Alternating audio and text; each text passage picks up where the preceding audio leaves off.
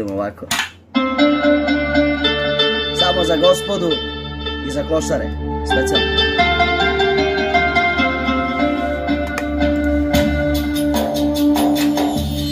Ona ne mora da traži za nju dušu daću, i srca punog tuge za nju zapevaću. A pričali mi drugovi svi od reda,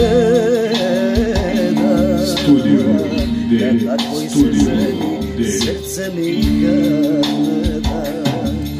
Ona ne mora da zove, pozvaću je i sad. Zbog nje zadnji dinar iz kuće ja da dam. A pričali mi drugovi svi od reda, da takvoj se ženi zavjet nikad ne da.